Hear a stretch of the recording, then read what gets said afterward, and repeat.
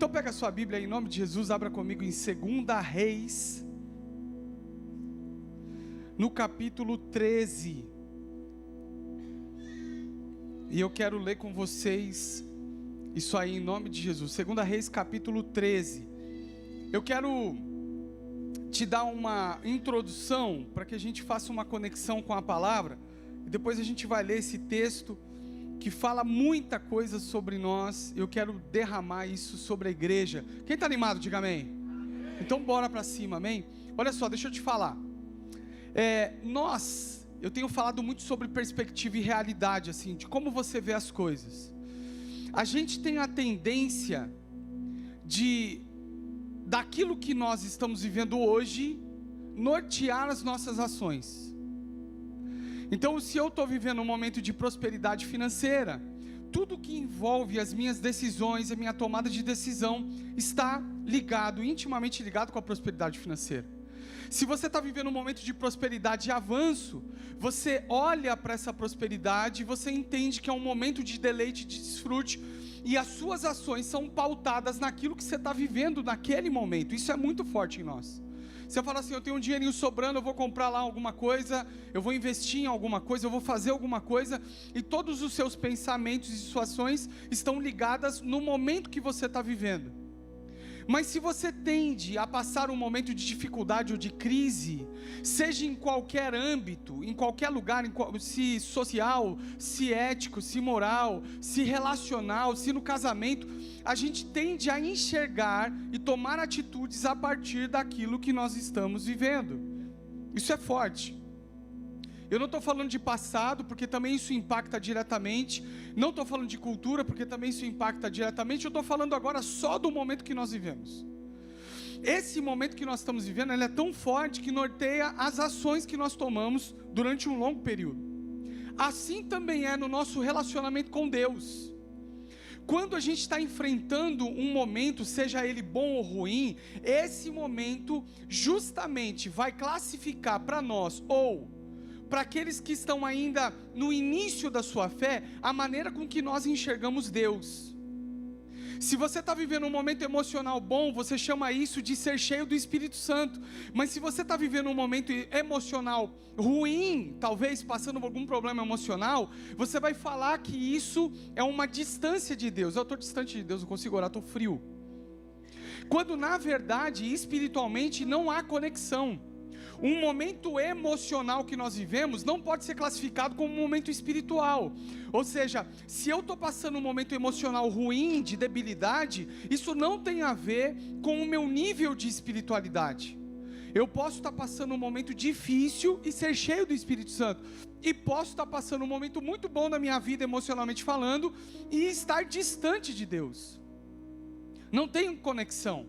Mas essa maneira com que nós enfrentamos, ou esse momento que nós passamos e enfrentamos, vai delimitar como eu enxergo Deus. Eu vou te falar uma coisa, se você está enfrentando uma barra, você entra aqui dominado por aquela dificuldade. E você vai se relacionar com esse Deus delimitado por aquilo que você está vivendo. Você vai colocar Deus na sua área de ação, ou na sua área delimitado pelas suas adversidades e dificuldades. Foi isso que aconteceu com o rei chamado Jeoás. Joás era um homem que assumiu o reinado do seu pai Jeroboão, começou a reinar em Israel, e ele se distanciou de Deus. E no momento alto da sua dificuldade de vida, até aquele momento no reinado, ele estava enfrentando uma barra, porque a Síria queria invadi-lo e destruí-lo. E a Síria mandou várias vezes informações que entraria em Israel e destruiria Israel. Jeoás, distante de Deus, ele vai então buscar a Deus dominado pela sua circunstância. Quando lá no versículo 14 ele diz assim, presta atenção, 2 Reis, capítulo 13, versículo 14, coloca na tela aqui para mim, por favor. Ora, Eliseu estava sofrendo da doença da qual morreria. O profeta Eliseu, a representação de Deus naquela época, a personificação de Deus naquela época, estava sofrendo de uma doença da qual morreria. Ele estava à beira da morte. E Jeoás, rei, chega até aquele que representava Deus e exclama algo importante. Então o rei Jeoás, rei de Israel, foi visitá-lo, curvando sobre ele, exclamou ou chorou gritando: meu pai, tu és como os carros e os cavaleiros de Israel. Presta atenção. Jeoás, ele chega até aquele que representa Deus e se coloca diante do profeta, delimitando a ação de Deus diante da sua adversidade. Quem está entendendo aqui, diga amém. Por que ele chama Eliseu de como carros e cavaleiros de Israel? Porque a sua necessidade era uma defesa. Ele precisava que Deus defendesse ele, e é por isso que ele se apresenta diante do profeta Eliseu, exclamando Eliseu como um homem de guerra, mas ele era profeta, ele não tinha nada a ver com guerra. Por que ele compara: tu és como os carros e os cavaleiros de Israel? Porque a debilidade, a necessidade do coração de Joás era ser defendido naquilo que era mais sensível para ele. Ele estava prestes a ser invadido pela Síria, e a Síria era uma nação cruel naquela época, destruía tudo que ela invadia, encontrava, matava mulheres, matava crianças, matava idosos, e ele está apavorado. Ele chega diante de Deus e fala: tu és como carros e cavaleiros de Israel. Presta atenção. Nós não podemos delimitar a Deus por aquilo que nós estamos passando nesse momento. Nós não podemos enxergar a Deus como aquele solucionador de problemas. Deus faz infinitamente mais do que pensamos, mas o problema é que nós nos apresentamos diante de um Deus que está só preocupado em resolver o meu problema, e não é assim.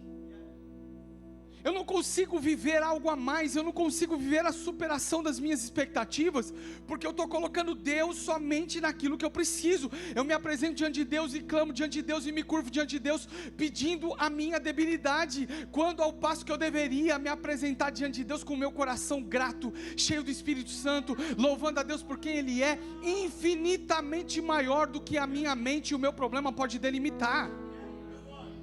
E aí eu não consigo acessar aquilo que Deus tem para mim, porque eu estou empurrando Ele para a minha debilidade. Senhor, Tu és maravilhoso, Tu és o Deus do ouro e da prata. Por quê? Porque você está precisando de dinheiro. Deus, Tu és o Deus, o Jeová Rafá, o Deus que cura. Por quê? Porque você está precisando de cura. A gente passa a enxergar Deus de acordo com a nossa necessidade. Nós colocamos o Senhor dentro de uma caixinha. Olhe para mim, Deus quer fazer infinitamente mais por você. Não se coloque diante de Deus somente apresentando sua debilidade, a sua necessidade. Ele já sabe, Ele quer fazer mais. Então se apresente diante de Deus falando: Senhor, Tu és o Deus Todo-Poderoso, que tem todas as coisas, que tem um domínio sobre todas as coisas, que não perdeu a rédea do controle da minha vida, e eu me coloco diante de Ti, debaixo da Tua vontade. Jeoás estava distanciado, engolido pela sua aflição, engolido pela sua necessidade, comprime o profeta diante daquilo que ele precisava. Eliseu entende a sua necessidade, Eliseu enxerga aquilo que ele precisa, e entra na mesma linguagem do rei Jeoás. Sabe o que ele responde? No versículo 15 ele diz assim: e Eliseu lhe disse, Eliseu entrou no jogo: já que você está me enxergando como uma saída pela sua debilidade, então eu quero fazer aqui uma ação profética com você. Traga para mim um arco e algumas flechas. E assim ele fez. Olha só, o rei de Israel, afastado de Deus, diante da sua debilidade, se apresenta diante do profeta de Deus e fala o seguinte: Tu és a resposta para a minha necessidade. E o profeta entende aquilo, a linguagem, e quer despertar no coração de Jeoás algo diferente e novo, ampliar a visão de Jeoás. Fala o seguinte: então vai lá, já que você quer me ver como a resposta para aquilo que você precisa no imediato, então vamos agir assim: pega um arco e algumas flechas, traga-me aqui. Quando Deus nos pede algo, quando Deus está requerendo algo de nós, Ele não precisa que façamos algo para Ele. O pastor Leandro falou isso aqui agora no dízimos e oferta. Ele pode fazer o que Ele quiser, na hora que Ele quiser, do jeito que Ele quiser. Mas quando Ele nos pede algo, na verdade Ele está nos convidando a conhecer as nossas necessidades e aquilo que domina o meu coração. Ele está me provocando a fé. Ele está me provocando a fé. Ele está me dizendo, olha, eu vou fazer algo, mas depende daquilo, do que você vai fazer como resposta, depende de como você enxerga, depende daquilo que você vai realizar, como você vai enxergar aquilo que eu estou pedindo, e o que você vai fazer diante do meu pedido. E Jeoás pega o arco e traz as flechas. Fala para quem está do seu lado, relaxa que você já vai entender tudo. Fala para ele aí. Quando Jeoás chega com o arco e as flechas, então, no versículo 16, Eliseu dá uma ordem para Jeoás: pega o arco em suas mãos. Disse ao rei de Israel. Quando pegou, Eliseu pôs as suas mãos sobre as mãos do rei. Presta atenção. Ele pegou o arco, pegou as flechas, e aí Eliseu coloca a mão sobre o arco e sobre a mão da flecha do rei, como que direcionando a ele fazer. Sabe o que Eliseu está fazendo? Eliseu está falando o seguinte: você tem o domínio da habilidade, porque quem era o rei preparado para a guerra era Jeoás. Mas quem sabe a maneira, a direção e a forma de fazer é Deus. Deixa Deus conduzir suas ações. Deixa Deus conduzir a sua vida. Deixa Deus conduzir as suas habilidades. O rei Jeoás podia falar assim, pastor Lucas. Ele podia falar, ó, tudo bem que você é o profeta e você pode me dizer alguma coisa e eu vou fazer, mas quem manja aqui dos Paranauê sou eu. Quem manja de flecha, quem manja de arco sou eu. Me fala o que eu tenho que fazer, mas quem manja das coisas sou eu. Assim nós agimos em muitas vezes quando Deus fala conosco. Deus está te convidando a permitir que Ele dirija as suas habilidades. Tem gente que está olhando para a situação e falando o seguinte: mas eu sei o que eu faço, eu sei o que eu estou fazendo, eu domino isso aqui, eu estou realizando e nada vai, porque está faltando a direção de Deus sobre as nossas habilidades. Está faltando a direção de Deus sobre aquilo que Ele nos entregou. Habilidade, talento, dom, foi Ele que nos deu. Está faltando a direção diante da habilidade. Permita a Deus te conduzir, mesmo naquilo que você sabe fazer. Deus está falando para Jeoás, através de Eliseu: Eliseu, ô Jeoás, deixa que eu conduzo a sua mão. Você sabe de guerra, mas eu sei de direção. Quem está comigo, diga amém. Você é contador, você sabe de finanças, mas eu manjo de prosperidade. Olha Deus falando com você. Você sabe de negócios, mas eu que libero riquezas. Olha o que o Senhor está falando. Deus está falando: deixa eu conduzir sua habilidade. Para de me limitar, deixa eu realizar. E assim foi. E Eliseu pôs as mãos sobre as mãos do rei e lhe disse: abra a janela que dá para o leste e atire. Ele abriu a janela e falou o seguinte: é aqui. Ele atirou a flecha. E esta flecha, Eliseu disse, o rei fez, e Eliseu declarou, versículo 17: esta é a flecha da vitória do Senhor, a flecha da vitória sobre a Síria. Você destruirá totalmente os arameus em Afeque. Deus falou para ele, através de Eliseu: olha Jeoás, você veio aqui com uma necessidade, eu pedi para você trazer algo, para você ampliar a sua visão, eu te dei direção, eu te dei norte, abra a janela e atira a flecha. O que o rei precisava fazer? Lançar a flecha. Deus disse para ele: essa é a flecha da sua vitória, só lança, eu te dirigi, eu abri a janela, eu disse para onde você tinha que fazer, eu disse que você ia vencer. O que você tem que fazer? Lançar a flecha. Olha bem para cá do seu lado e fala o seguinte: só lança a flecha, só obedece. Era só obedecer. E olha o que acontece, meu irmão, presta atenção. Em seguida, Eliseu mandou o rei pegar as flechas e golpear o chão. Ele golpeou o chão 3 vezes e parou. O homem de Deus ficou irado com ele e disse: você deveria ter golpeado o chão 5, 6 vezes, assim iria derrotar a Síria e a destruir completamente, mas agora você a vencerá somente 3 vezes. Quando Eliseu pede para Jeoás pegar flechas e um arco, Deus está dando a permissão para que Jeoás ampliasse a sua capacidade de fé. Porque ele se apresentou diante de Eliseu, colocando Deus numa caixinha. Eu só preciso da vitória, eu não quero mais nada de você. Deus deu oportunidade para Jeoás ampliar a sua fé, a sua capacidade. Pegue flechas, pegue o arco, colocou a mão sobre a mão dele, dirigiu ele nas suas habilidades, abriu a janela, disse o que devia ser feito. Sabe o que o rei devia fazer, meu irmão? Malhar 20 flechas no chão, arrebentar as 20 flechas, 10 flechas, seja lá o que for. Ele pegou 3 flechas displicentemente e lançou sobre o chão. A pergunta que eu quero fazer para você nessa noite é: quantas flechas tem a sua fé? Deus está te entregando, Deus está te dirigindo, Deus está direcionando, Deus está dirigindo suas habilidades, Deus está te dando a oportunidade de você ampliar a sua visão e tirar Deus de uma caixa, porque você está se apresentando diante dele, só pedindo o que você precisa, e Deus está te falando: taca flecha, lança flecha, seja próspero na sua fé, seja ousado na sua fé, faça, realize. E você está falando: ah, mas é só isso aqui? Meu irmão, eu tenho 19 anos de ministério. Nesses 19 anos de ministério, o que mais eu percebi na caminhada são pessoas com fé aparente. Sabe o que é a fé aparente?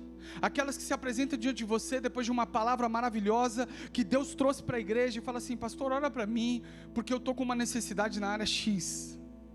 Ela acabou de ouvir a palavra. Qual o problema em pedir uma oração? Nenhuma. Mas significa dizer que talvez a palavra de Deus liberada sobre a sua vida não é suficiente. E a pessoa se apresenta diante de você: olha por mim porque eu estou com uma necessidade. Você ora com a pessoa, e antes de orar você fala o seguinte: você crê que Deus pode fazer? Olha, eu creio, mas o mas é do capeta. O mas é do capiroto. Porque a gente fala que crê e sempre tem uma preposição, um mas. Sempre tem uma contração. Olha, eu creio, mas você crê que Deus pode curar? Ah, eu creio, mas essas são as flechas que nós lançamos diante de Deus. Nós colocamos Deus numa caixa, e não bastasse isso, nós lançamos as nossas flechas de maneira displicente. O rei devia malhar as 20 flechas no chão, mas ele jogou 3, porque ele de fato não cria na palavra liberada sobre a vida dele. Talvez você está aqui, vez por vez, recebendo palavra, recebendo direção, recebendo sustento, recebendo palavras proféticas, sendo liberadas palavras sobre a sua vida, de ativação, Deus falando com você, Deus falando conosco, e você está recebendo tudo. Você fala: Deus, eu até creio, mas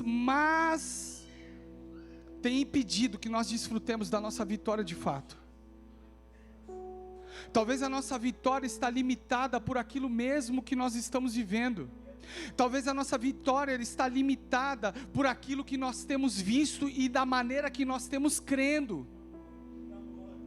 Eu estou crendo só dessa maneira, por isso que você está vivendo assim, só está vencendo dessa maneira. Eu só acredito nisso aqui, então você só vive aquilo. Você não se permite ampliar sua vista. Quantas flechas Deus te deu para você lançar? Lance todas as flechas de maneira sobrenatural, arrebenta ela no chão. Fala para Deus: Deus, eu estou crendo na sua direção. Uma direção, se lança de cabeça. Nós temos vivido isso lá, meu irmão. Não estou falando aqui aquilo que eu acho interessante. Nós estamos vivendo isso. Deus disse um sinal para nós, a gente mergulha de cabeça, como indivíduo, como família, como igreja. Nós estamos vivendo sobrenatural, porque eu ouço a voz de Deus, e apesar de delimitar Deus muitas vezes por aquilo que eu estou passando, eu decido me lançar, porque eu sei que a resposta é certa. Entenda uma coisa nessa noite, igreja, eu quero liberar essa palavra sobre a sua vida. Deus já te entregou aquilo que você precisa. Talvez você não está alcançando, porque você tem delimitado a maneira com que você vence. Ah, mas você sabe como que é imigrante? Ah não, pastor, isso aí não é para mim, porque olha, é muito difícil na América, você não sabe como o que você está falando. Meu irmão, eu não estou diminuindo a sua dor, eu não estou diminuindo os seus problemas, eu não estou falando que isso é mais ou menos, Brasil é isso ou aquilo, não estou fazendo comparação. Eu só estou dizendo que há um Deus todo poderoso que te chamou com um propósito maravilhoso e quer te abençoar, e talvez você está delimitando esse Deus só apresentando o seu probleminha todos os dias. E quando eu falo probleminha aqui, eu não estou diminuindo ele, eu estou dizendo o tamanho dele diante do Deus que a gente vive. Meu irmão, estou com vontade de sair correndo aqui, falando em língua. Deus tem algo grande, algo maravilhoso, mas nós precisamos apresentar diante de Deus, não apresentando as nossas debilidades e empurrando Deus para realizar aquilo que eu quero ou preciso, mas se apresentar diante de Deus em adoração, falando: Senhor, Tu és maravilhoso, poderoso, faça além do que eu peço e imagino. Faça, Senhor, estou pronto, o que o Senhor quer que eu faça? E há um sinal, há uma direção, mergulhe de cabeça. Se Ele te der uma flecha, lança ela com força. Se Ele te der 3, lança ela com força. Se Ele te dar 10, lança ela com força. Mas entenda uma coisa, no texto nós vemos, não foi Eliseu que mandou ele pegar uma quantidade certa de flechas. Ele disse para o rei: traga um arco e algumas flechas. Deus entregou na mão de Jeoás a possibilidade de viver o que ele queria. Ele limitou. Quem está entendendo aqui o que eu estou falando? Deus está dizendo para você hoje: vai, pega um arco e pegue flechas. Ele não está falando para você quantas flechas você vai pegar. Ele não está falando para você o número de flechas. Ele não está falando o tamanho das flechas. Ele não está falando o peso das flechas. Ele não está falando o peso do arco. Ele só está falando: olha, eu estou te dando a oportunidade de ampliar sua capacidade. Pega aquilo que você quer viver. Quem está entendendo o que eu estou falando aqui em nome de Jesus? Eu não gosto de falar de valores e nem de nada, porque isso é muito pouco para Deus. Mas eu quero contar para você um testemunho. Quando nós estávamos diante da possibilidade de sair do local que nós estamos, que é definitivamente no mesmo estacionamento, a nossa campanha, digamos assim, de mudança chama Vamos para o Outro Lado, pautado numa mensagem de Marcos capítulo 4, versículo 35, quando Jesus disse para os discípulos: vamos para o outro lado. E no meio do meio de uma viagem, de uma margem para outra, do lago de Genezaré, veio uma tempestade. Presta atenção nisso. A tempestade começou a bater contra o barco de Jesus, e Jesus estava dormindo. Os discípulos acordaram Jesus e disseram: não te importa que morramos? O que significa isso? Os discípulos criaram uma realidade de vida a partir daquilo que eles viram, mas se eles se esqueceram que antes de entrar no barco, Jesus já tinha dito: nós vamos para o outro lado. Quem está entendendo o que eu estou pregando aqui em nome de Jesus? Eles iam para o outro lado de qualquer maneira, com tempestade, com sol, com vento, com chuva, com qualquer coisa. Deus já tinha liberado a palavra. Deus já liberou a palavra sobre a sua vida. Ele vai cumprir. Ele vai cumprir. E os discípulos criando uma realidade de vida a partir daquilo que eles estavam vendo. Olha a tempestade, você não se importa não, que nós vamos morrer, você está dormindo. E Deus nos deu essa palavra. E eu recebi essa palavra e falei para a igreja: nós vamos para o outro lado. Meu irmão, quando nós decidimos ir para o outro lado, veio uma paralisia, uma tempestade, parece que nada acontecia. O coração do dono do espaço, que é dono do quarteirão inteiro, ficou endurecido, meu irmão. Nós fomos paralisados. E a nossa ida para o outro lado não tinha a ver com uma ampliação de estrutura para agradar o coração de alguém, tinha a ver com a resposta daquilo que Deus estava fazendo. Meu irmão, nós temos 1000 e poucos lugares, vai 1.400, 1.500 pessoas todo domingo, vai 200, 300 pessoas embora por domingo. A gente precisava, 3 cultos no domingo, precisávamos desesperadamente de um espaço. Eu estava num culto lá na nossa matriz, lá em Belo Horizonte, e foi levantado um propósito de oferta. Eu falei: Deus, eu quero dar 10% do aluguel que nós vamos assumir. Eu nunca falei isso para ninguém. Esse aluguel custa 159 mil reais. O aluguel do prédio novo. 100 mil do prédio que a gente está, 159 do prédio novo. E eu falei: eu quero dar 10% de oferta. Eu não tinha. Mas sabe o que Deus falou para mim? Quantas flechas tem a sua fé? Eu peguei os 15 mil e pouco, meu irmão, e dei de oferta sem ter 2 meses depois, nós estávamos assinando o contrato de aluguel. Quem está entendendo o que eu estou falando?